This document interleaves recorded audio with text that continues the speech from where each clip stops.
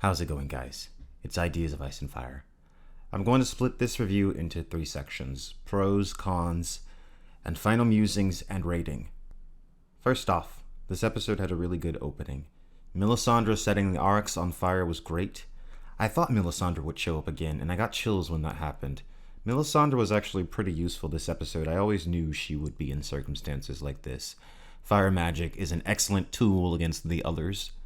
Her meeting with Arya was interesting as well. I'm glad they managed to find a way to tie all this back in with what Melisandre said to Arya back in season 3 about the eyes she would shut forever. And after the battle was over, Melisandre was finally allowed to die. And I thought it was a great way to end her story. She did her part in the battle against death, and they probably would have lost without her. As always, the visuals were fantastic. I would say that this is the best episode in terms of how good it looked. This was definitely a thrilling episode. I was biting my nails at some points. There wasn't a boring moment in this whole episode. The battle sequences in Game of Thrones have always been really great, but if I said this wasn't the best one, I'd be lying. When Viserion finally showed up and took on both Drogon and Rhaegal, I was captivated. This was a moment that fans of the books and the show have wanted to see for such a long time now. We've heard about the dance of the dragons when the Targaryens fought each other, but to see dragons battle on screen in splendid computer-generated graphics was one of the most epic things ever. And if I had to describe this episode as a whole by one word, I think epic would be a good descriptor. When that first wave of whites struck against the Unsullied, I thought, oh my, they are all going to die. It looked so intense, and I really liked that in this episode they show how well the Unsullied held back against the others. I think this must have been from George R. Martin's notes. If you wanted to pick a group of people to hold back the charge of the White Walkers, you would pick the Unsullied. In A Storm of Swords, there is a story about how the Unsullied, 3,000 of them, withstood Dothraki blood riders many times their numbers. 18 times the Dothraki charged, and broke themselves on those shields and spears like waves on a rocky shore. In the end, only 600 of them remained, but more than 12,000 Dothraki lay dead upon that field, including Khal Timo and his blood riders in his cause and all his sons.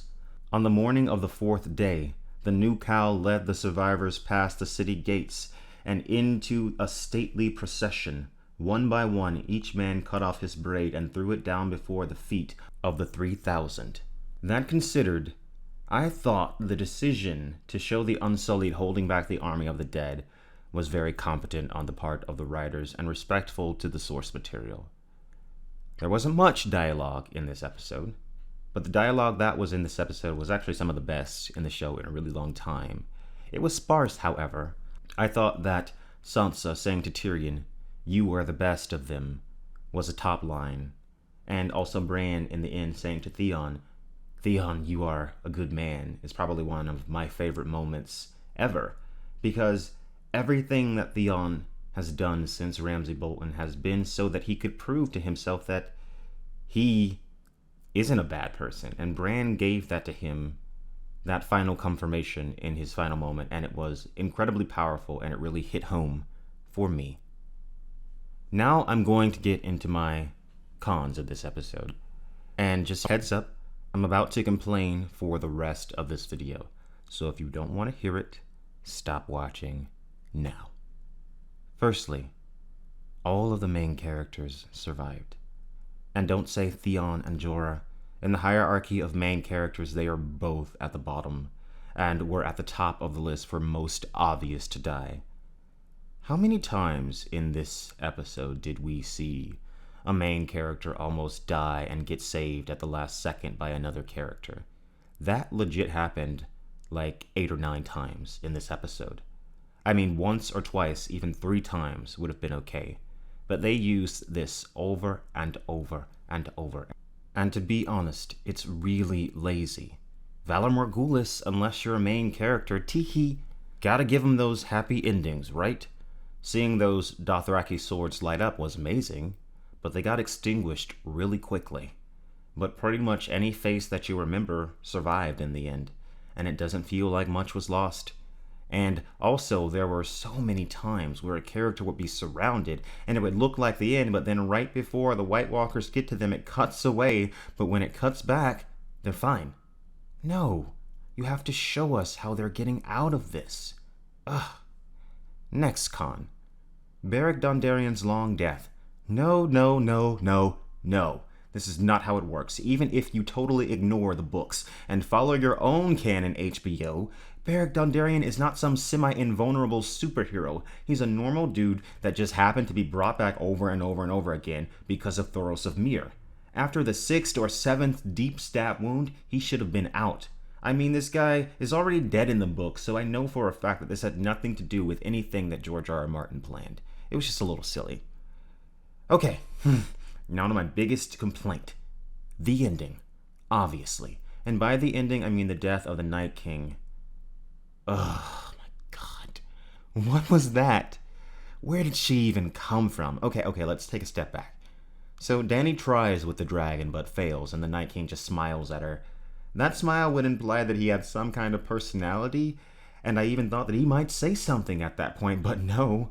Turns out the Night King is just another typical soulless, pointless, tropey fantasy villain. Run-of-the-mill, I'm evil just because I'm evil. Ha ha ha. Words cannot describe how disappointed I am, but I will try anyway.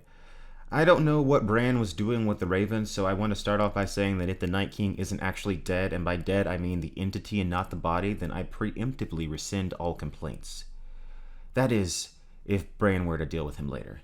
In lieu of that, I don't think it will happen. Then I want to say to the showrunners, how could you do this? How could you, in the beginning of this show, say that you wanted to tell Martin's story, and then create a villain like the Night King, when Martin has stated again and again how much he hates this trope, when Martin has stated again and again, over and over again, that he wrote this series to subvert these tropes? Someone is lying here. I'm the biggest George R. R. Martin fan out there, but if this is all there is to the White Walkers, the great threat, then this sucks. This is utterly derivative. And I don't think Martin is the one that's lying, if I'm being honest. I've seen the 60-minute interview. I know that Martin said that he believed the show would end similarly to his books. I wonder what his opinion is after this episode. In truth, he hadn't seen this when he said that. He wasn't sitting in on the writer's table when they were coming up with this. George R. R. Martin told them the ending of his story and hoped that they would follow through, and that's just that. Obviously, the biggest question of this episode is, where the hell did Arya come from? Was she hiding in the werewood tree? Doesn't look like it. Did she jump from the wall? Unless she's Spider-Man, I don't see how, considering how far the walls of the castle are from the werewood tree. Did she sneak up by wearing the face of a white? Well, if she did, then that's even dumber. Bottom line is, this is the ultimate deus ex machina of the show. The Night King was surrounded by not only whites but White Walkers, and not a single one of them moved fast enough to stop her. That's the thing about being surrounded too. To get to the Night King, Arya would have had to run through the waiting whites and the White Walkers. This is honestly one of the worst endings that I could have imagined. I barely care what happens next. Did we really just defeat the Night King in one episode? Did we really, the ultimate bad guy of the show, just take him out like that? And again, this whole thing can't be part of how the book ends. Melisandre never meets Arya in the book, and she never gives her that cryptic prophecy. So it's not a thing, so don't tell me Martin planned this. I wanted to like this episode so much. It started off so well. This is not what I signed up for when I started watching this show. I am not the type of person that this is for. I don't like this fan servicey nonsense. I thought this was a more meaningful story. I thought this was a better story. Okay, my final musings. I'm curious about what happened between Melisandre and Grey Worm. He looked pretty flustered, and then she showed up, but they cut away before we saw what happened. I wonder if she said something to him. Also, this was Lyanna Mormont's first and last legitimately badass moment. Before this, all she did was talk crap. But she killed a white giant before she died, and I'll give her credit. That was pretty impressive. And I'm guessing that the next 3 episodes will be dealing with the aftermath of Winterfell and dealing with Cersei. We will see what comes of it, I guess. It's so hard to rate this episode. In some ways, it's so great, but in some extremely crucial ways, this episode just fails miserably.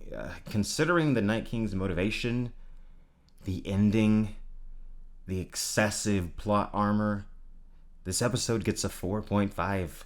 I'm sorry if that upsets you. 4.5 out of 10. I'm sorry if you were hyped about this, but I'm not. And you know what? This is my channel, and I'm gonna speak my mind and say what I really think. I would have rated this episode so much higher without that ending. 7 seasons of build-up for the Night King just to end up a second-rate comic book villain. Like a golden era comic book villain that I just want to be the bad guy because I'm the bad guy, and I just... At least Thanos had a philosophy. He was doing what he was doing for a reason. This was supposed to be great.